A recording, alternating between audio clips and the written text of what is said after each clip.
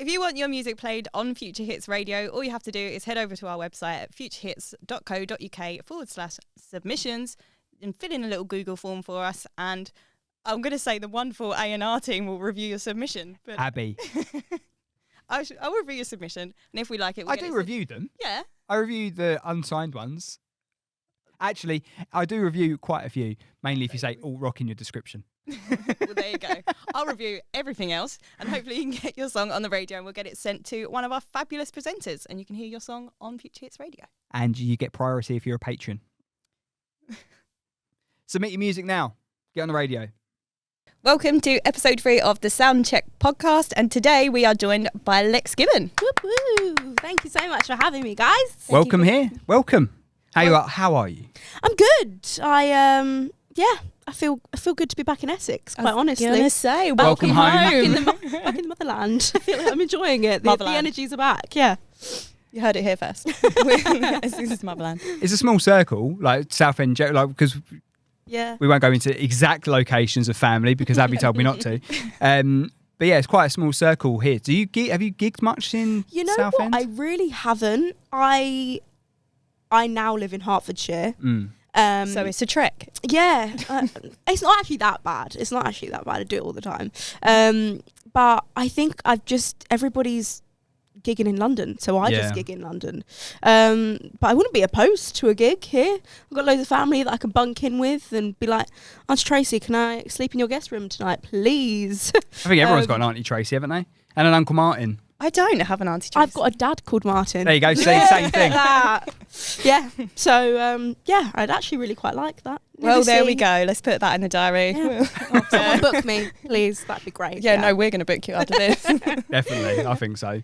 So you're living in Hertfordshire, and then you say you gig in London quite a bit. Where were you? I know you had a few events last year, and you had a lot of achievements last year, which we'll go into a little bit later on. But yeah, gig-wise, where was your favourite place to gig in London? I had a few really, really cool gigs last year. I did Discover Live, Jodie Bryant's event, which I came to. Amazing. It was so good.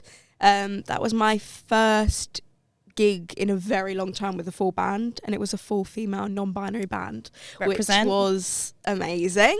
I feel like nobody really does that, and I was like, I'm gonna do it. So I did, and it was really cool. And then I did. Yeah, were they people that you knew already, or was it a case that you like almost advertised for that, or was it? So how did that come about? I basically just started stalking Jodie on TikTok. I was like, I'm just gonna start liking all of these videos, all of these Instagram posts, and then I messaged her and I was like, "Do you want to grab a coffee?" And she was like, "Yeah." And then we just went and chatted, and then kind of became friends. And I was like, "I'd love to do your gig," and she was like, come on then. Do you know what? I was kind of saying this sort of thing earlier, wasn't I? Like, you kind of forget that behind those Instagram accounts and behind those influencer and curator, tastemaker accounts, they're just people. So sometimes actually just reaching out saying, should we grab a coffee? Yeah. And you'd be surprised how many people actually say, yeah, sure. Nobody does it. And I think that's really weird. Like, people just are so happy with their, like, network to be online. And I think when you meet a person, it makes a difference in real life. It really does make a difference. So yeah, I think it's really important to meet people, have a chat, have a coffee, have a cocktail. You know? I'm there. Yeah, it's great. It's important. Well, you also performed at the Grace in London, and I think that's the first time I met you. Yeah, it was. And supporting Eden Hunter. We did an interview outside of the toilet. We did an interview outside the toilet. We did. Classic, classic. There was a lot of post-editing that went into that one. It still didn't sound great. Yeah. But that was pretty much sold out, wasn't it? Yeah. It was a sold out gig. It was crazy. It was good. I just messaged her and I was like, I want to support you, and she was like, okay, come on then. That's how it's done. Take note. So wrap it up there. That's all the advice you need. Just message people. Like, people just don't put themselves out there, and that's why they don't get things. I was always taught, this is our family saying, no guts, no glory. If you don't go out there and put yourself out there, you're not going to reap any of the rewards of it. So yeah. I wanted to ask you a bit about confidence, because you are very young. Yeah. And you do say that a lot of your songs are about self-confidence, body confidence in particular, and you actually went and toured schools and performed to spread that message, didn't you? Yeah, I did loads of it. But where does that come from? Is it just kind of being brought up that way? Because if I'm being honest, struggled with confidence a lot growing up. Yeah. Still do. I think so many people do. Yeah. I grew up not clever, in a very academic school. I then went to a performing arts school which was full of stick-thin ballerinas, and I was like, I don't really fit in here either. And I just had to kind of find my place. I had to figure out where I felt comfortable, and my mum had always taught me, my mum's a bigger girl herself, she's just always taught me that you have to be comfortable in yourself. And that life's too short. Yeah, not to wear shorts. But yeah, you just, at the end of the day, you go to sleep in your body every single night and you wake up in your body every single morning, and you cannot fall asleep being yourself and wake up Stacey down the road the next day. It just will not happen. You have to, like, it and it doesn't happen overnight. You don't think, I hate myself, and then wake up the next morning. I love myself. I love myself. I'm so sexy. But you just have to put yourself in that mind frame. Like, I always say, I would never, ever, ever speak to my best friend the way that I would speak to myself in my head. So I just think, like, speak kindly about yourself. Yeah. I think I mean, if it's body positivity or anything, I don't speak to anyone on the planet like I speak to myself. Yeah. Like, it's just the way, I think a lot of people are like that. So, but with you, like Abby said, you're 19, right? Mm-hmm. And the way you come across and the way I mean, I know people my age, I'm 36, I know people my age that haven't got the mentality that you've got. Yeah. And you're a great influence on not only your generation, but younger generations as well. Thanks, I try. But for me, my daughter's 11, right? And I hope that she's listening to people like you. And music like yours. And spreading that sort of positivity about just be comfortable in your own skin. Yeah. Because, like, I think even with my wife, I think she's got to a stage now where she's like, I'm happy the way I am. Like, I don't need to be doing, like, you know, exercise all the time and really stress myself out about looking a certain way. She's beautiful the way she is anyway. But that's the thing. Like, I think when you get to, like, later in life and you've had kids and you look back on these things, you see your body for so much more than just what it looks like. Yeah. And I look in the mirror some days and I'm like, oh, this isn't good enough and this isn't good enough. And then I take a step back and I think, but my body's allowed me to sing. It's allowed me to meet so many amazing people, allowed me to travel all these amazing places. And I'm just looking at it and judging it on just what it looks like. And your body does so much more for you than you even realize. Like, to be able to, like, push blood around your body and make you breathe is amazing. And that's the things we don't think about. We just think, oh, I've got a bit of cellulite or I've got a stretch mark where there shouldn't be a stretch mark. And I think people just completely forget what our bodies do for us. Definitely. And that's something, obviously, you really try and get across in your music. But where did the schools tour kind of come from? What made you decide to do that? And how did you go about organising it, I guess? So I was working with a producer and we wrote my first ever single called Sample Size, which has now ceased to exist, doesn't exist anymore. Took that down. But yeah, it was basically like, I like myself for who I am, and it's okay that I'm not a sample size. It's okay that I'm a little bit bigger. And then one of his mates was like looking out for people to go on school tours. And he was like, I think you should do it. Like, what have you got to lose? So right before COVID, I was like, yeah, I'm going to do it. I bought all the PA system. My mum was going to drive me all the way around the country, school touring. And it stopped because of COVID. Completely stopped. Oh, yeah. We were about to leave on a Sunday night. And then my mum was like, oh, I don't feel very well, you know. Oh, no. Got really ill with COVID. That week, the schools were shut down. And then for like 18 months, it all just got completely put on hold. And it was like, oh, we'll see when this happens. And thank God it did, because I did my GCSEs at home. I got my GCSEs that I needed, and I really so this was actually whilst you were still doing your GCSEs? Yeah, I was going to go and do it whilst I was doing my GCSEs. Okay. And thank God that I didn't, because... Gave you some time, really. Yeah. I kind of sorted myself out and like learned some stuff, which is, you know, sometimes important. So, yeah, I think it all kind of came at a really great time for me.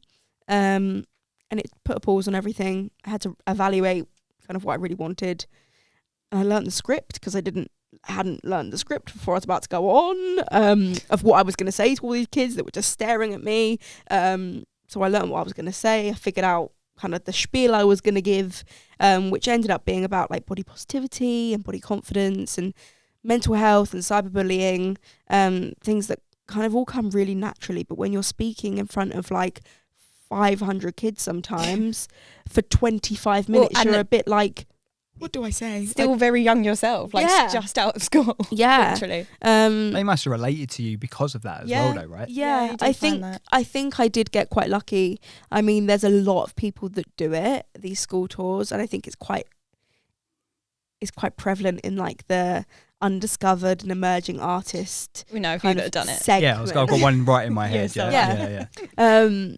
I think like everybody in this industry can think of like a few people that have done it, and it can be really successful to some people, and then it can be really rubbish for other people. But I think it also depends on how genuine the message you're spreading, how much that actually means to you, because you can tell. Yeah.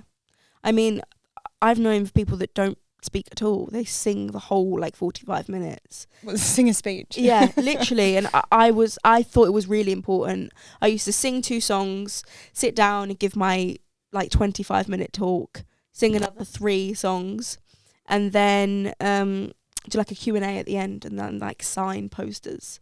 And it went down really well. I think that there are still girls now that like comment on every single one of my TikToks. Oh, that's amazing. And I think I really have built quite a community of people because of it. I'm really, really grateful for it. It was a real like step in the right direction for me. Yeah. It's really inspiring.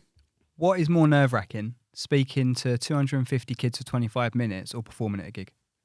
Speaking. Yeah. I didn't ask you. I just know the answer. Sorry, Lex. I don't. That isn't what I thought I'd be doing.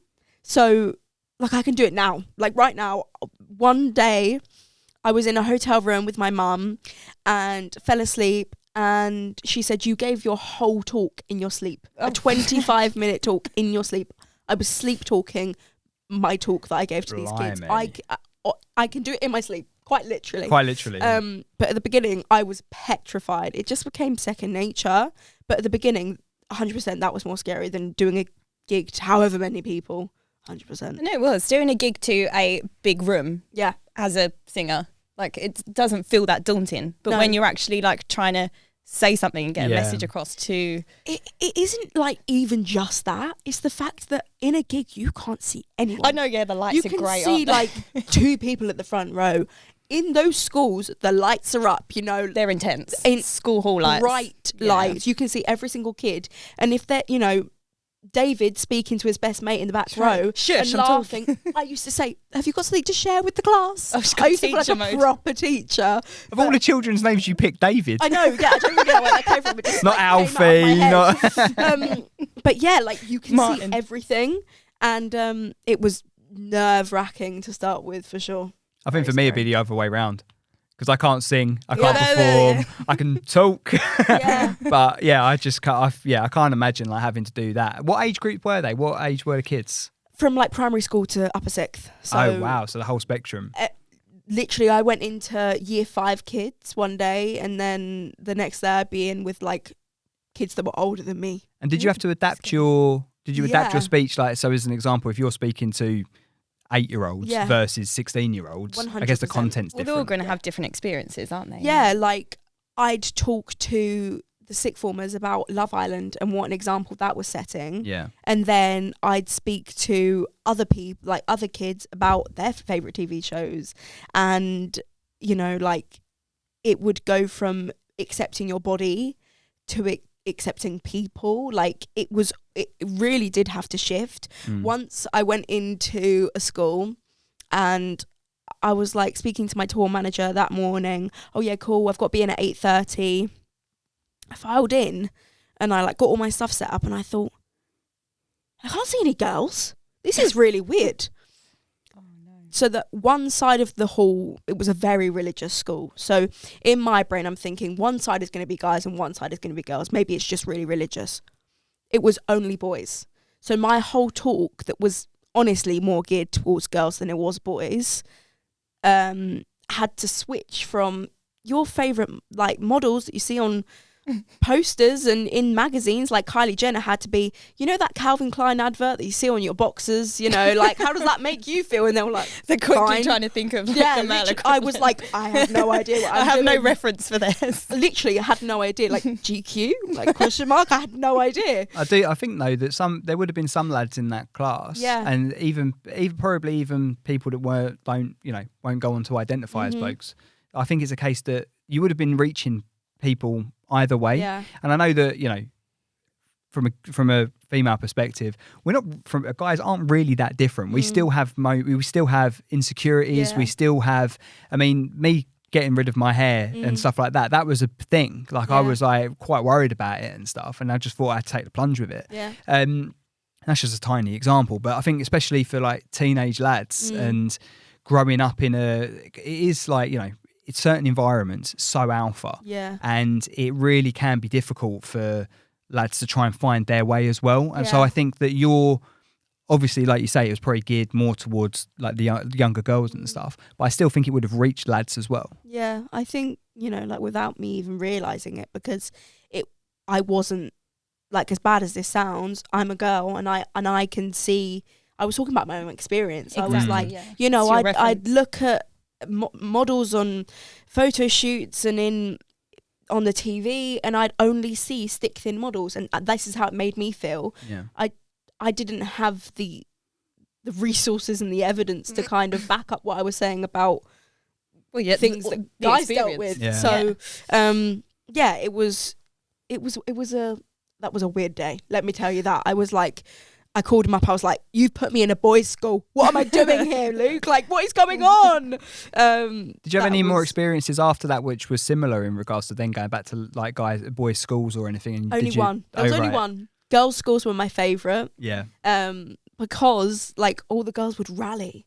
You know, when you'd be in a mixed school, there'd always be a couple of girls that would be scared to like sing along or answer a question because their boyfriend sat next to them, and like they don't want them to laugh at them, or their best mate. And like I loved the girls' schools. They always used to sing along with me to Olivia Rodrigo, so it was fun times. Yeah, fair enough. I think like with those with the messages again, I'll go back to that very quickly. With the messages that you're spreading again, like I hope that there's more of what you're doing in schools, because I've heard of people doing that around like a bit of a circuit or whatever, but I don't think that's happened at my daughter's school as an example. I mean, she started year 7 this year. Yeah. So I mean, that's like, although she just seems to be like, she's a bit of a way with the fairies. She just gets on with it. But like, she's like, okay, cool. Like she said to me the other day, she goes, I sort of wasn't really concentrating. Then my teacher turned around to me and said, "Eva, are you all right?" She went, "Yeah, I'm great. How are you?" It's like, mate, just focus on what you're doing. Goodness sake. Going back to your experiences then, because obviously, like doing my research for you coming in today, obviously you had quite a big experience on TV as a kid as well. So with that, is that sort of really sort of scoped out the theme of your talks to people, and with the cyberbullying especially? Kind of. I did the Kid's Voice and came off of it and was like, that was not good for me. I didn't enjoy the experience. I didn't tell anybody I was doing it. Like my granddad didn't know, my nan didn't know, nobody knew. And then it came on their TVs and all of my mates were like, "I just saw you on my TV. What is going on?" And I was like, "Oh yeah, that happened." Like, I got a really good reaction from everybody. Yeah. I was really lucky. There was a lot of really great people around me saying, "You did so well." And I was like, "No, I didn't. I was awful. That was the worst thing that's ever happened to me." But honestly, I have never felt so awful about myself than I did then. I completely put myself out there, wholeheartedly like embraced it. I was like, you know, this is what it is and it will be what it will be. And my mum was like, you know, we were backstage. My mum was like, you don't have to do this. And I was like, well, I do, because I am here in Manchester of all places, and I'm not just going to We've made the journey now. Literally. It's like months and months in the making. Yeah. Like I had like 15 auditions. I was going to say, when it like how many thousands of people were going for it? 30,000 people. It was. And then there's like loads and loads of rounds before it even goes to TV. I don't think I've ever told you this, but I auditioned for BGT once. Did you? Yeah. What did you do? Well, I sang with my friend from school because we were like, why not? This is a slay. Why does nobody know this? This should be in your Instagram bio. Really? BGT competitor. Again, I was like 13. No, I must have been about 15 actually. Like, how far did you get through? We got through 3 rounds. Really? But even then, like, it's not enough to get on the first round that you see on TV. So. Yeah. So I had basically auditioned a few years prior to when I actually went on it. So I must have been like 10. Oh, wow. And I was like, Mum, Dad, I want to go on The Kids' Voice. I mean, my like S's, like coming from Essex to Tring, I was like, I'm going to talk like the Queen and I'm going to go on The Kids' Voice. So I was like, I'm going to do it. And they were like, all right, babe, have fun. So I auditioned for it and got like a few rounds along, and then basically didn't get to the part where you sing in front of the judges. And then one day we were on holiday and we were in Spain and we weren't coming back for like a couple of weeks, and it was a call from the casting agent saying, we want your daughter on this show. And my mum was like, well, she is not coming back home until like this holiday is finished. She is not ruining this holiday for us. You can Skype call her. And they were like, we're not going to Skype call her. And I was like, mum was like, okay, she's not doing it then. Full mamager mode. And then eventually they Skype called me and they were like, we want you on. And I was like, okay, cool. But even then, like, I'd been like scouted for it, if you will, and I still had to go through like auditions and auditions. I sent them 20 songs that I wanted to sing, and they were like, you're going to sing this song or you're not going to sing any song. Like, it's a crazy experience, and you don't see any of it. Like, I was a kid and I was told, you're not allowed to wear that, you have to wear this. Like, you can't wear that lipstick, you have to wear this lipstick. It was crazy. It was an experience that I don't think anybody really knows about. And I'd probably just broken like 10 NDAs. I probably shouldn't be talking about it. Did you sign anything, or did your mum sign? Allegedly. I didn't. Allegedly. Yeah. No, okay. Because I was 13 years old. So surely it cannot be sued. Yeah. No, but like, it wasn't a good experience for me. But I had so many amazing friends around me that were like, you're amazing. Like, I had a few people at school, like, given the school it was, a very performing arts school, had a few girls that had been on the show and they were like, we know what it's like you did really well, like, congratulations. I was like, shut up, all of you, I did awful. And I just want to cry in a pit of self, like, well, I was so sad. I was like, please get me out. So it was a weird experience, and I was very lucky to have the people around me that I did, because it could have gone a much worse way. Like, I remember looking at the Twitter threads and they were all like, she should have got a turn. Why did she not get a turn? It wasn't like, she's rubbish. On reflection, as a 19-year-old now, do you actually think it was that bad? Yeah. Okay, fair enough. Yeah. I could have done better. It was awful. Hang on, wait. What was bad? As in the experience or the performance? Her performance. Yeah, it was bad. Oh, the performance was bad? Yeah. The song, I hadn't chosen the song. Right. The song was like taken up 3 keys higher than what it originally was. What was the song? And you gotta make your own kind of music. Okay. Skoda advert representing, guys. You're welcome. Yeah. We'll take payment via backs. And yeah, I didn't want to sing the song. It was like raised 3 keys, and I've got a low voice for a girl. Even then I did. And like, I'd been there all day. I got there at 9 o'clock in the morning. I didn't audition till like 10:30 at night. Yeah. So keeping your voice warm for that long is a long time. I was 13. I was bored. Like, that you're not allowed to go on your phone. Like, we were just kind of sat there, like, twiddling our thumbs. Like, what are we doing? And then it got to, like, 10:30. They had, like, 2 spaces left. And I was like, well, they're obviously not going to me, are they? Blah, blah, blah, blah.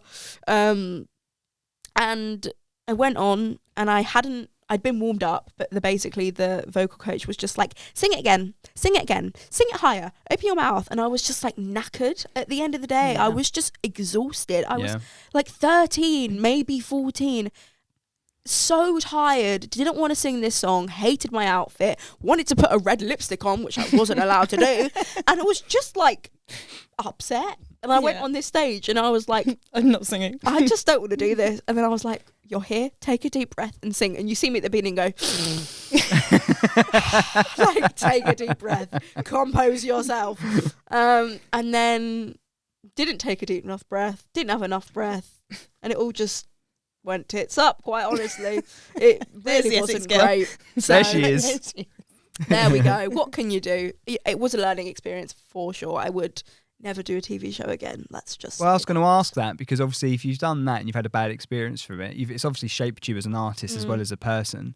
But yeah, that was going to be my next question. Like, if someone come to you, if you're doing these sort of rounds at school and stuff, and you're advising girls, like, or any kids, like, would you say just steer clear of that stuff? Because with the stuff behind the scenes that you've just told us, I've never worked on a show like that, so I don't know how bad it is. But yeah, it's intense. You know what? Like, I wouldn't have listened to somebody that said don't do it because this is what's going to happen. I would have been like, you don't know what you're talking about, even though you've literally done the show. Yeah, like I wouldn't have been told. So, like, if somebody wants to do it, they've got to do it to be able to see, and it might be amazing for that person. Yeah, I know so many people that it's been the most amazing experience. They've got to sing the songs they wanted to. They got into the team that they wanted to be in. Like, it was an amazing experience for them, and it just wasn't for me. Yeah. So I wouldn't do it again because, like, it's TV. You're gonna be what they want you to be. Like, that is the bottom line. So I wouldn't do it again unless it was like a reality TV show, like Life of Lex, come with me, you know, like that kind of a thing. But yeah, maybe in the future. Like, I can't say anything. Don't do that in here. So yeah, I wouldn't do like a Britain's Got Talent BGT situation. No. I don't think I've got any talent to be able to do that anyway. I don't believe that. No, I don't think I have. Get him on the drums. No. Turn him around. No, I'm not. No, I'm happy doing this, and I enjoy doing this, and this is where I feel that, you know, I'm all right doing this thing, this sort of stuff. But when this thing, yeah, you know, I'm really good at it. Dedicated a whole year and a half to. Yeah, exactly. No, I'm happy doing this and meeting people like you and having artists in here and putting gigs on and doing the radio. Like, that's all brilliant. But I can't go on to Britain's Got Talent with me, roadcaster, and just start talking at Simon and going, come and join me. Actually, no one's done that. Yeah, maybe you go gap in the market. Yeah, I don't think that would. I think that might get a buzzer, wouldn't it? No, Matt, it'd be really great. Yes, of course. Shall we have a very quick break? Yeah, I want a cup of tea. You want a cup of tea? Yeah, mine's gone cold. We'll have a quick break. You're going to get some messages. And then we're going to come back with Lex. If you're listening and or watching to the Soundcheck podcast, and you can support us on Patreon, and just from £3 a month, you can get exclusive content. You can get, for the premium package, you can get a discount on PR. You can also get priority on your submissions for Future Hits Radio as well.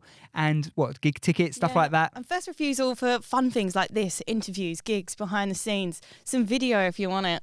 Shout out Kieran. So yeah, go and sign up at patreon.com/Future Hits Radio. But going to that, those earplugs were bloody brilliant the other day.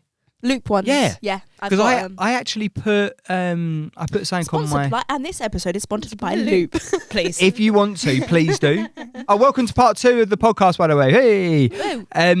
Yeah, they're brilliant. So we had our event this past weekend, and this is going out slightly after we actually did this, but just for context, I had an event, little venue in Chelmsford, great venue, and But it's very obviously any event you go to is really loud anyway. Yeah. And this was a rock night. Yeah. So it was very loud. There's a decibel meter at the back of the room. Yeah, there is. Yeah. And it was just off the scale the whole time. It was in the red. So even in sound check, they started I think they were doing the kick drum, weren't they? And it was just going off the scale. And I was like, I forgot how loud drums were. Yeah. Because they do provide, they were quite good because we're talking about hotbox in Chelmsford, by the way. And they do provide earplugs there. Well, I assume they do. You can just get your hand in. So I'm assuming you didn't have to pay for them. Good venues do. There's a few in London that don't. And it's this is just not up to par, guys. My ears are going to be damaged. Yeah, but I wish that I was wearing earplugs 10 years ago or whatever. But I hadn't really thought about it. And it was what gig did we go to? Me and you went to a gig. It might have been Hope's gig again at Hotbox with B. But I couldn't hear you talking to me. Yeah. And I was like, I feel really rude, but I get to a point. Yeah. And I was chatting to I was chatting to B at the gig as well. And I was just talking to her. She was like, I've known B for a couple of years doing the podcast and doing the radio and all that sort of stuff. So I was having a bit of a catch up with her. But I did get to a point I was like, yeah, no idea. I can't hear you. So I was crunchy ears. When I was at Harry Styles, I was in the middle, and I just looked at my friend. I was like, my ears are so crunchy right now. I can't hear anything. Yeah, no, it's bad. Harry, sorry, over and out. I'm going deaf. It's bad. I mean, especially as artists as well. You obviously get that worse than I don't go to. I go to gigs as and when I can, but when you guys are performing and rehearsing and writing and all that, it must be. I do love a loop earplug. I need to invest in some loops because I think my ones were 30 quid or something. Really expensive. There are more expensive ones that you can buy for 50 quid and you can change the setting on them, but I don't quite know how they work. Buy really expensive ones that are molded to your ears. And I don't need that. That's what my sister was saying. I should do go and get it done properly. But bear in mind, we spend a lot of time with headphones on as well. Yeah. And sometimes I always have the volume set to the middle, but sometimes I'll turn it up if a track's not been mastered. But yeah, sometimes I'll turn a track up and then I'll go to the next song and it turns out to be a really heavy punk rock and I'm like, ow, I can't hear for the rest of the day now. But at that gig at the weekend, I was wearing the foamy earplugs. The ones they provide, The ones they provide, but it muffles it so badly. So I was kind of half wearing them and then all day the next day, this ear was gone. Oh, really? I felt brilliant. It felt brilliant. Oh, good for you. I did, honestly, I'm not joking. So rejuvenated. I got home and I felt fine. Usually if you've been on a night out or at a gig or whatever, your ears, this is not an ad. I mean, it could be. If they want it to be, they can. Reach out. But yeah, I felt fine. I got home, I made a cup of tea. I was watching podcasts on my tablet. Brilliant, good for mate. You. Happy days. I did a 10-minute walk home in whatever degrees it was, minus. I got you halfway home. Anyway, let's talk about Lex. Your EP's out. Lex, baby. Oh, God. If you need a reel or TikTok or anything, there you go. Thank you very much. That's the one. Have you used that before? No, I haven't. It just came right into my head. At that moment, it was just here, pitch perfect all the way. Wow. I'm quite proud of that. I love a pun. Brilliant. Your EP is out. Yeah, it is. Wait. It's doing very, very well. It's been out. It came out last year. It did, but this is the first time I've met Lex. Okay. So we all right, just don't talk about the EP, Lex. No, we don't talk about the EP. We know about it. I need all that promo, guys. Let's talk about Tring instead. No, so with so congratulations on the release of it. It's doing very well on Spotify. How did you select the tracks for that? Did you have a lot of tracks to go on? Because you said you've got a writing session tomorrow, I think you said. So you've got lots of writing. Songwriting sessions are separate kind of thing. Yeah, so I basically have accumulated so many songs and I picked the really good ones and I probably had 10 songs that I was thinking these need to be in a project. They make so much sense together. Yeah. And then it was a case of who do I want to produce them? How do I want them to sound? What is the story I want them to say? And forever, I've always wanted my EP or a body of work to be called I've Got Something to Say, because I think it's so me. All I do is talk. So it's perfect. And I was that's what it's going to be called. That's that. Don't care what anybody else says. It's coming out. And the whole idea was I wanted it to mean something. I think there is so much music that means nothing. And I have never, ever, ever in my life ever wanted my music to be that. I've wanted it to be important things that people go through every day. And I think when I wrote Let Them Down, which is like a slow, moody song on the EP, I was like, this is like perfect. And then I was like, I need one more song to end this EP. And the order that we were thinking of is like completely different to how it is now. It's like things just changed, and it's what it is. But the last track on the EP was supposed to be Temporary, and like I describe that song as like a hug. I think it is just like a nice, like warm, comforting hug. And I wanted like a nice way to wrap off the EP. Now it's like, woo, like let's have fun, let's end it like in an excited way. But it was never supposed to be that. Well, what brought that change? It was because a few of the tracks on the EP came out as singles before, and I wanted Let Them Down to be the lead EP on the single, and then basically lead single on the EP. Yeah. Yep. Did I say something else? Lead EP on the EP. Oh yeah, that's what I meant. Then they like waterfall it basically. So from there, and then I wanted it to like eventually sense. Complete, and yeah. So I wanted it to go from like, oh, this is really sad, to like, oh, this isn't as sad, and this isn't really sad, and this is really happy by the end of it, you know.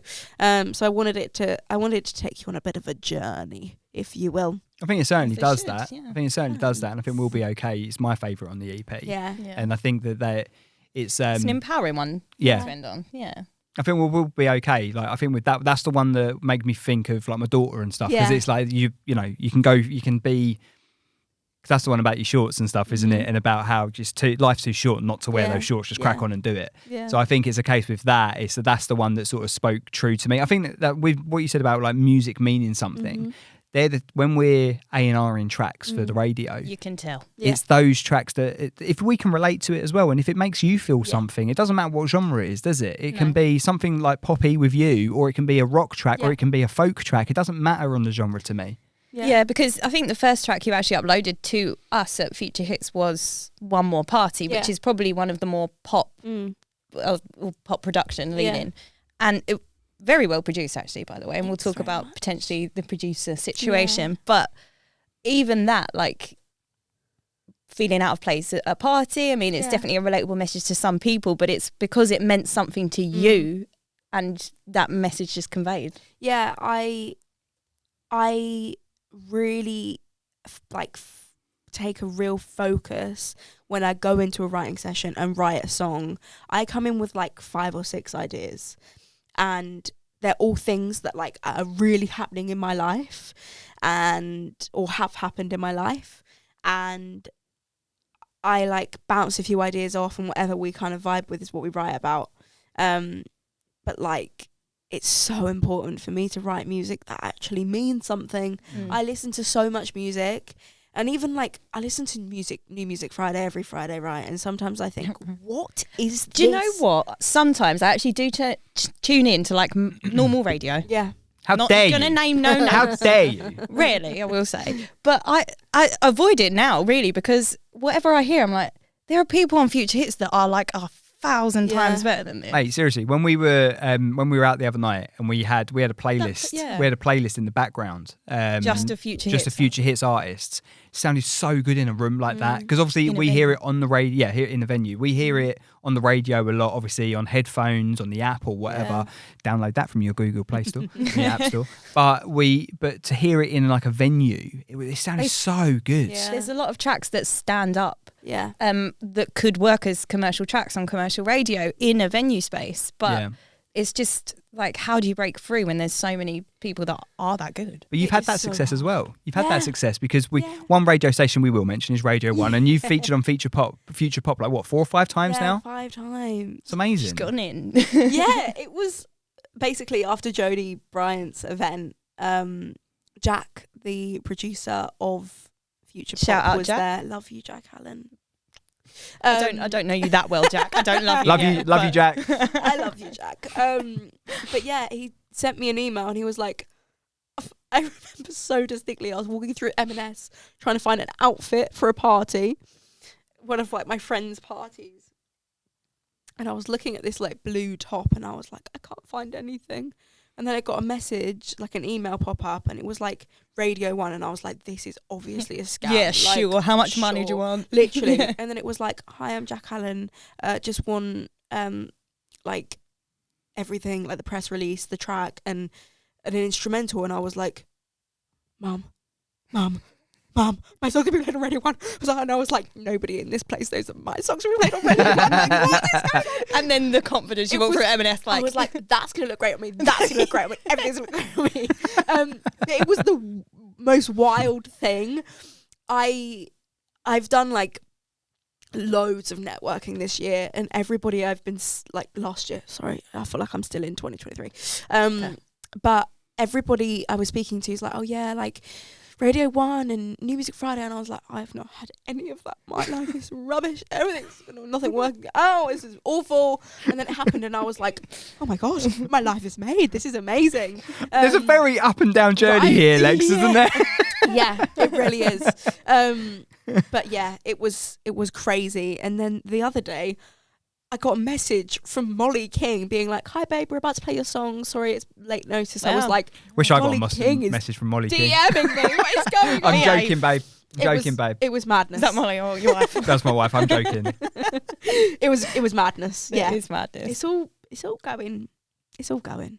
I think it does sometimes just take what I see as kind of like the feeder stations or breaking into one platform and then all the doors just go boop, boop, boop, boop, yeah. boop. Yeah. 100%. It really is. It's nice to see our artists doing that though, and we do call you guys our artists because right. like we feel like we get to see you guys from uploading your first track. I mean, we've got people on the station who have uploaded every single release that they have done, where they've just started out and then you can see the development and the progress that they're making. You can hear the development. Yeah, of course you can, and it's so nice and to see them when you get people going on to Alex Holcomb's show on Radio 1 or Jack Saunders or Molly or like. Yeah, any of them. Like to go onto those shows, you just go. Like, it's so nice to see. There's no competitiveness with us thinking, they're on it. Like getting on Radio 1 like, or whatever. That's so cool. Yeah, it's really exciting, and I think I've been doing this a while. I think everybody looks at me and they think you're really young. I released my first single when I was 14. I've been doing this for like 5 years of like hard grafting. I left school early to do this. Like. I bunked off my last 2 years, basically. It was only COVID that made you do your GCSE. Yeah. And like I've been putting everything into this for so long, and to have like Jodie be like, I want you to play, and you guys be like, I'm going to play you on my show, and like Radio 1 to have an email from them be like, we're going to play you on a show. I was like, what is going on? Like it was all of those milestones to be honest, keep going for basically. Yeah. Sorry, I really didn't mean to interrupt. It's okay. All of those milestones, which you're achieving, but I gotta say, I think I saw that one coming. Yeah, so definitely. You can definitely see the ones that are going to go. You can see it, can't you? Getting quick. But also like live as well. You've got such a natural voice. Thank you. It's kind of soulful. I wanted to be an opera singer when I was growing up. So did I. So badly. I'm going to be an opera singer. Yeah, so I was like in all the choirs. Same. Like the desk count parts, like mega, mega, mega high. And you're like, yeah, I'll take it. Yeah. Yeah, that's me. Just me. Yeah, I just like was always singing. Then I went to a performing arts school and my teacher was like, you've got to learn Italian. And I was like, I cannot speak English well enough to learn the language. This is a joke. I was like, I'll give that one a swerve. Then I went into like musical theatre because that's what everybody at my school was doing. Realised the musical theatre industry don't really like fat people that much. I thought, well, this isn't really right for me either. Then I moved over to pop and I was like, I reckon I can do this. Yeah. So then I like settled. Feels right. Yeah, sat myself down and I've just been like going at it ever since. I think I've watched so many people live, like independent artists and emerging artists, and then like your Harry Styles and your Lizzos and like the mega stars. And I just take my favourite bits of everybody and like mix them all up, then try and do it. I love performing live. It's my favourite thing in the world. I love it definitely so much. Got to get something organised in Essex, I think. Homecoming gig. I'd love that. And turns out you have quite a few connections in Essex, obviously not just through family, but you know quite a few artists in Essex. I know you've come down and written a song with one of our presenters, Hope. Before. Yeah, we wrote. You're on a show as well, weren't you? Yeah, I was. We've repeated that one a few times because she's like, if she's ever like not able to do a show, she's like, can you play the Hope? Can you play the Lex one? I'm like, yeah, go on then. Yeah, she's so sweet. She sent me a message and I was like, why not? I'll just go and do it. We sat in the back of her garden in a little summer house and like ate hula hoops and chatted for ages, and it was great. And then we wrote her a song. Yeah, it was really cool. I've got a session tomorrow with Tragic Sasha, who's a really cool female producer, and she writes her own stuff and releases her own stuff as well. Could you tell us a little bit, if you don't mind? Sorry, I'm completely taking mate, it's fine. I'm just here. You just sit back in your little armchair. Mate, I love this chair so much. Could you tell us a little bit more about the writing sessions? Like, do you write songs for other people? And is that because you just have so many ideas floating around your head all the time? Yeah, so I have been writing since I was like 12. I have basically figured out from a very young age that if you don't write your own music, you can't really be successful in this industry. Like, people don't take you seriously. You don't earn that much money if you're not writing your own music. So I figured out pretty quick, smart, like I've got to start writing, and wrote a song called Rising at 12. And I was like, I am the best songwriter in the world. This is a masterpiece. Oh my God, it was so bad. But I didn't think so at the time. But then I just kept writing, figured out how I like to write. Loads of people start writing the chorus. I always start like writing chronologically. That just makes more sense in my brain. And then, I've always written for myself. Any Lex Gibbon track you've heard, I have written. Original. It is mine. And I kind of thought for a very long time, I'm going in with songwriters to write these songs. I always co-write my tracks. I just think two heads are better than one. Like, and also, it round. I was going to ask about, because you did mention about you feeling like you couldn't really play an instrument too well to support yourself. So I was going to ask how you got around writing a song without that. Yeah, so I always co-write my tracks, like 2 or 3 people in a room. So I normally have a producer who like helps me figure out like a keys arrangement or a guitar. So that at the end of the day we can come out with a demo, something I can play to my mum, and if she says that's rubbish, it's never coming out, never seeing the light of day. Is she your toughest critic? 100%. If I've come home at like 4 o'clock sometimes from sessions, I've like walked through the door, she's like, play me the song. I'm like, you should be asleep. Go to bed, wake it up. She's like, this is awful. Why have you spent it all day? What a waste. And I'm like, I'm going to bed now. I'm gonna cry myself to sleep. And I always wake up the next morning and think, you are so right. This is awful. I think my mum would be too far the other way. Mum would be, oh, it's beautiful, darling. Well done. I was thinking a little bit about this when we were talking about the TV shows earlier. Like, there are people that are on there that are totally crap. Yeah. And you're like, why are their parents allowing this? To do that, yeah. Like, my mum has always someone must have told them. But we get, you don't, it's not... I was gonna say something bad. I'm gonna leave that. My parents have always like told me straight up, I'm really dyslexic, awful at academics. They were like, babe, you're not academic, find something you are good at. I was like, okay. But yeah, I've always written, and then like the last year or so, I've kind of been thrown into situations. I went on 2 songwriting camps last year, and I went as an artist and as a songwriter. So there'd be some days where I'd be writing songs for my project, and there'd be some days where I'd be writing songs for other people's projects. Do you recommend doing something like that? Yeah, 100%. If like any of you can do it, like emerging artists, like emerging songwriters as well, producers, there's a need for everybody.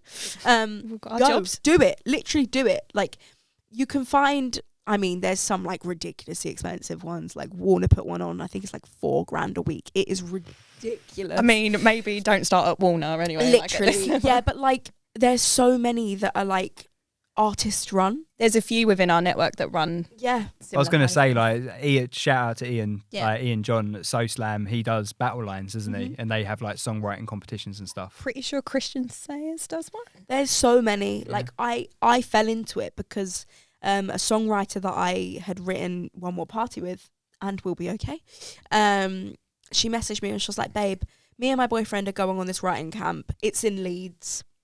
We need somebody else. Do you fancy coming? And I was like, why not? Okay, I'll drive to Leeds. Yeah. So I got in my car, drove 4.5 hours all the way to Leeds, and came out with like some really great songs.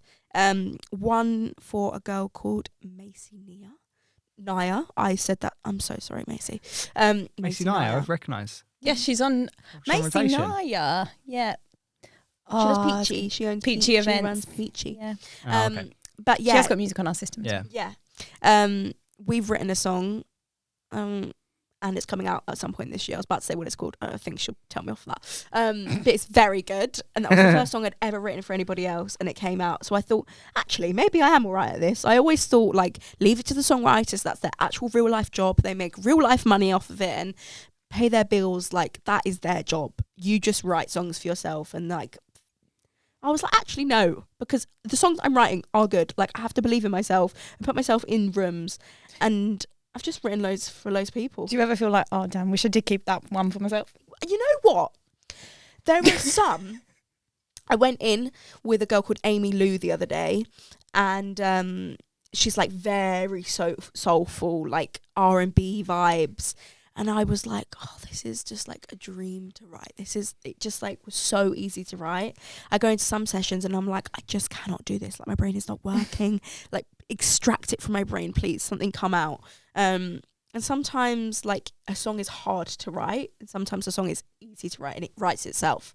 But I did kind of think at the end of that Amy Lou session, I was like, if that was mine, I'd love it, but it isn't, and it was it's her. Okay, you can have it going on in her life. I think it's really important to like separate. I was going to say that, yeah. Like, if we were writing a song about body confidence, and for somebody else, I might at the end be like, I want to steal that. But at the end of the day, it's there. If it's her story and it's what you guys are writing, and you're going in to be a songwriter on her project, you exactly. Can get that. It is a bit of separation. But I won't lie, there are some times where I'm like, that's a good idea. Pop that in my pocket, and I won't say that out loud. I'll keep that one for me. Yeah, exactly. I think with songwriting and stuff, I think a lot of you right there? Yeah. There's a lot of artists, I think, are probably quite precious about their work, and I think that I obviously know some people go in and do writing sessions like Luke White we spoke to before, and goes and he writes for other people and stuff like that as well. But I think you can be quite precious over your work. So how like you almost have to sort of like let your barriers go, or your barriers go down to be able to then write with someone else. You know what? I always thought when I was writing with other people, I would go in with like amazing songwriters that did it for like, again, a real life job. And I used to be like, I'm only going to put my best ideas forward. And I'm going to really think about them, and it's going to be amazing. And then sometimes I would go into the session, you spilled tea in your hair. You were there. Hope you got that, Kieran. But yeah, go into these sessions and like really think about what I was writing. And sometimes it just wouldn't work. And the sessions like didn't go anywhere because I was too precious to be like, what about if we write about this? I haven't really thought about it, but let's just see where it goes. Yeah. So it is just like, now I go into a session and throw out everything that's in my brain, and some people must think, what is going on over there? But I just like throw everything out and see what sticks, because eventually something will. That's my mentality. Yeah. And when I write for somebody else, like, I make it very clear that like I'm just going to spill everything that's going on in my brain onto a piece of paper or into a Google Doc, and like see what you like and take what you like and don't take what you don't like. You do have to just like not be precious, because like I've been in sessions before. I think one of my first sessions, I was like, what about this? She was like, I don't like it. I was like, oh, okay then. All right, suit yourself, right? Like, I'll write for somebody else. Like, no. I was just like, people don't like stuff sometimes, so you don't roll with it. With the EP, what's your favourite track on the EP, or what are you most proud of? I I'm a ballads girl to my heart. Yeah. I love Let Them Down. I think it was like such a point in my life where I was like, all of this can't be for nothing. Like, my parents have driven me around the country. They've like loaned me money to pay producers when I'm like, I've got to give him another £100 and I don't know where I'm getting it from. Like, they've helped me out. Yeah. And it was a point where I was like, I cannot let them down. So I went into a room with a producer and then a girl called Grace Davies, who was on the X Factor. She's the most loveliest girl. And yeah, it was just kind of like born. And I love that song. It's a really meaningful song, and you can tell how much it means to your parents as well. They were both at the Grace, weren't they? And your mum like walked in as we were having our interview in the toilet corridor, which was weird, but they're really proud of you and seem to follow you wherever you go still. Yeah, they do. I'm very lucky. Today they were like, do you want one of us to come with you? Like, and I was like, no, it's okay, guys. Like, you also have a life. Me and my family are really close, and it's getting to the point now where my mum's like, you've just got your own life. Like, this is so weird. Like, you have been my life for 19 years, and now you're just like driving yourself to places. When I first started driving, she was like, what do you mean you don't need me to like take you to the cinema? Like, I was like, yeah, I can do it myself. Like, I think it's just the hardest, weirdest thing. And I was really going through a real shift in my life, which I think a lot of people go through. Like that, like child to like early teens to late teens to now I'm like a real life adult. And does that make me an OAP then? You shut up. So yeah, it was just, it signifies a real transition in my life. And it was a really like easy song to write. It wrote itself. I love that one. And then on like a slightly happier note, I love Own Advice. I think it's such a bop. Yeah. Every time I hear it, I'm like, wish like the guitar riff. The other day I was like, Nate, my little brother, you should learn that on the guitar. And he was like, yeah, fine, I can do it. And he like came down and he was like playing on the guitar. I was like, this is so cool. Are all your family musical then? No. Oh, right. My dad is an estate agent and my mum used to work in tech. The least musical family. But me and my brother both are very musical. But I do hear that my mum's granddad was an amazing keys player, so maybe that had to come from somewhere, I suppose. Came from, but yeah, none of us are. Like, my granddad, when I first started doing this, is a very businessman. He was like, "Why are you doing this? You're earning no money from it. Like, what are you doing?" Yeah, but I think I just love it. All right, I just love it. I'm gonna earn money out of it one day, I promise. There are certain people though that I know people within my family and extended family that are very much, you go to work, you do a job, you pay your mortgage and done. If that was my entire life, I'd be depressed. Yes. And I have been depressed when that has been just it. So I need that creative element. Yeah. Like, I need something to do that is giving me a bit more fulfillment than just doing a day job. If your day job gives you fulfillment, brilliant, you've nailed it. I really wish I could win. be You win. But if you, with people that are in this sort of industry and any artistic industry, I guess.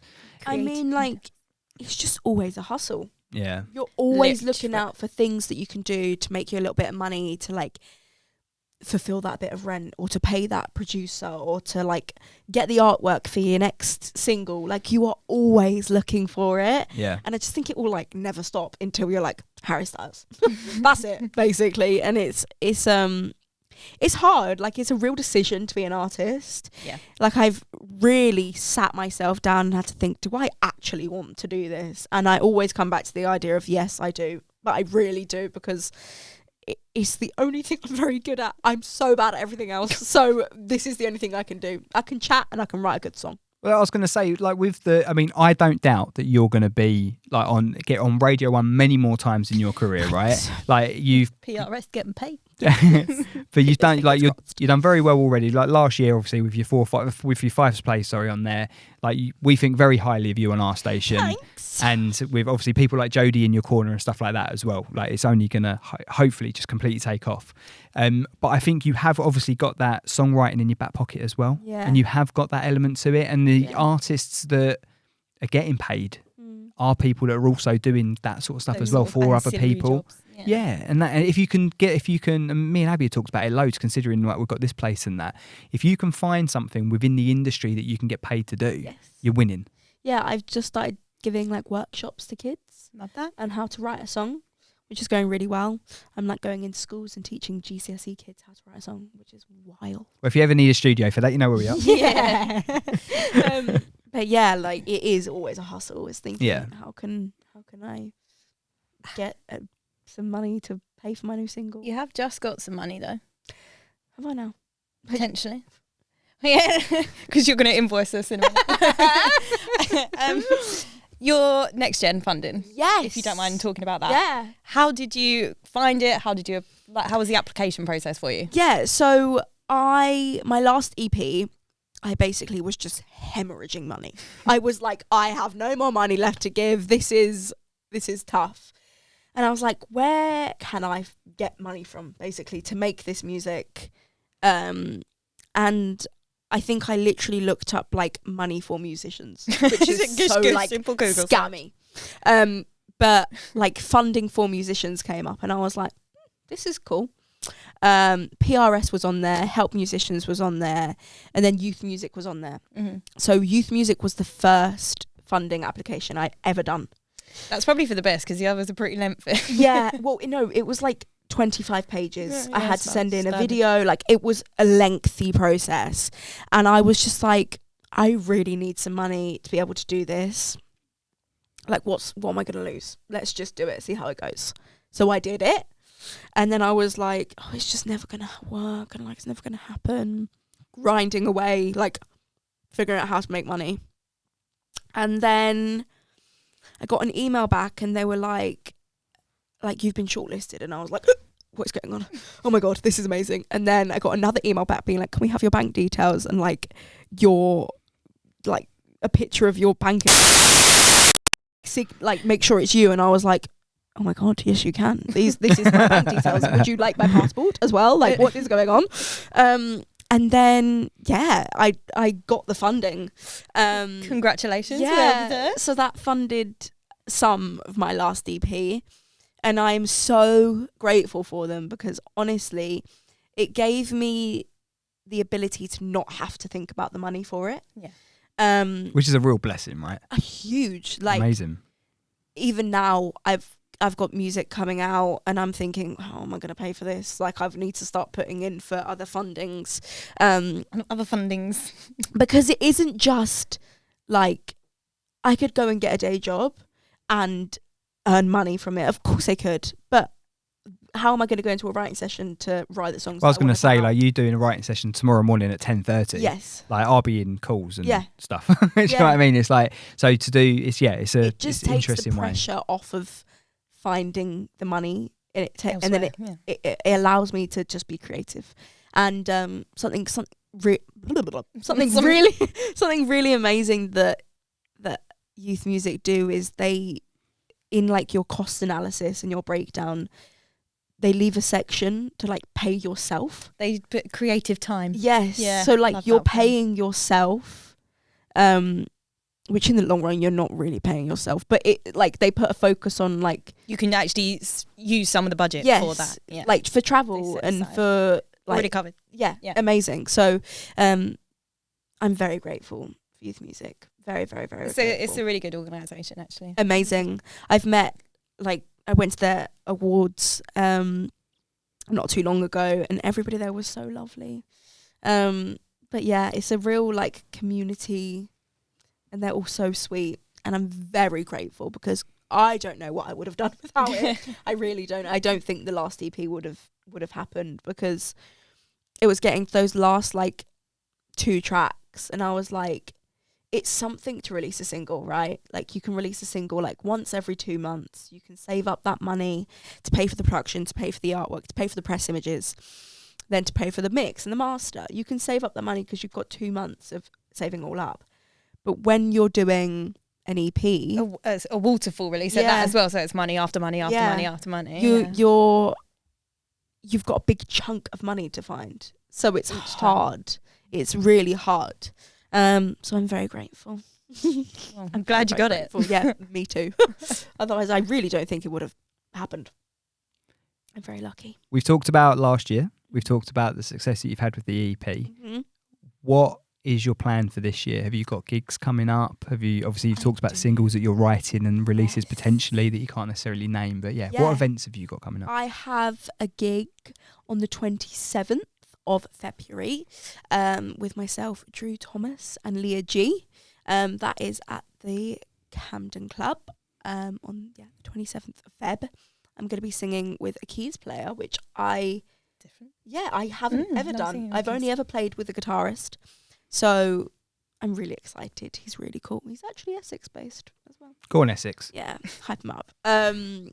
So yeah, that's the gigs scene at the moment. Right. I've been really taking some time to write the music that I want to sing at the gigs. So really focusing on writing for myself, writing for other people. I've really delved into writing for other people. Finding producers to go in to write with other people is a minefield. So just, I've been really focusing on the writing. I've got another single coming out in the next couple of months, which is so exciting. I wrote this song like 6 months ago after I got followed from Chalk Farm Station all the way to my writing session. And I got there and I basically was just like, this man's followed me all the way here and I'm so scared. And I thought you meant on social media. I was like, what? Yeah, like followed me all the way from Chalk Farm Station. About that. Yeah, like standing behind me, like whispering in my ear, like trying to grab a hold of me. And I basically got there and like spilled everything. And the girl I wrote it with was basically like, you've written the song, babe. Let's just find a melody. I mean, it's awful that you had to go through that to actually have horrible. to. Yeah, I mean, so that's the single that will be coming out. I think so many people can relate to getting on a train and being scared to walk home in the dark. Yep. Especially this time of year when like it gets dark at like 4:30 in the evening. Like, where is the sun? So, I think it's really important. And I am going to do an event with the Lonely Girls Club, which is an amazing organisation, which is basically for like girls trying to make friends in London. Like London can be a really lonely place. So this lovely girl has created an organisation where there's like, she does everything. She does like music events and she does like spin classes and book events. Like she does everything. So I'm going to be performing at one of those. Date is to be confirmed. Yeah. So I'll keep you updated on that. But yeah, it's all really, really exciting. Like to come to that. Yeah, it's really, really exciting. It's all going really well, and I'm grinding out the music. Hopefully, a headline show this year. Yeah, which would be. Let's talk about that crazy. After the pod. Perhaps back in your hometown. Yeah, headline would be amazing. It's a big thing. I think a first headline. It would be my first one. I think you're more than ready for that. Oh yeah, 100%. Yeah. I've kind of just been like, do I? Don't I? I'm a bit scared. Don't be scared. But yeah, I think that'll be this year. Just kind of grinding, really, getting some music out, some good music out. Yeah. You've been doing that anyway. You have had great music come out. Do you know what I mean? You don't now I want to release good music. Like, blimey, Lex. Like, stuff. Yeah, exactly. Wait to see what's coming. Yeah, but it's some serious music coming out soon. It's all like it's very exciting. Really, I'm really proud of the music I've been writing. It's all a bit crazy. Like, it's a real step up. I think the last EP was so important to me. Yeah.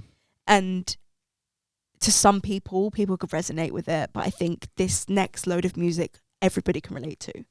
Like the idea of, not wanting to go to a party, I think some people can relate to, and like that kind of like anxious person who just wants to go home and lay in bed and read a book. I mean, I can relate. Yeah. But I think this next load of music is something that everybody has kind of experienced, especially as a girl. So yeah, it's all very exciting. Lots to come. Can't wait. Well, can you tell people where they can find your music, where they can find, I mean, you've got quite a big social following already, but if we can try and add anything to it, then we will. Please do. All the followers are welcome. Could you tell everyone where they can find you on all the socials and where they can find your music, please? Of course. So all my socials are Lex Gibbon. That's Instagram, TikTok, YouTube. And then everything else is just Lex Gibbon. You can find my Spotify, Apple Music, my Amazon Music, everything. Everything music you can find everywhere. Lex on Gibbon. all your good everything, everywhere. All at once. Yeah. Thank you very much for coming in. Good luck for your 2024. And we look forward to your headline show, whenever that is, wherever it is. Me too. Thank you so much, guys. If you guys want to give us a follow on the socials, it is _soundcheckpod. We're on Instagram, is the best place to find us. Obviously, subscribe on YouTube if you're watching there. If you're listening on the podcast, audio, make sure you give it a like and a follow and all that sort of good stuff. And if you're not already, sign up to support Future Hits on Patreon. Please do that, because it does help us out. Exclusive content, offers, and discount on Studio High if you want to come into Southend. But thanks very much, and we'll see you next time. Cheers.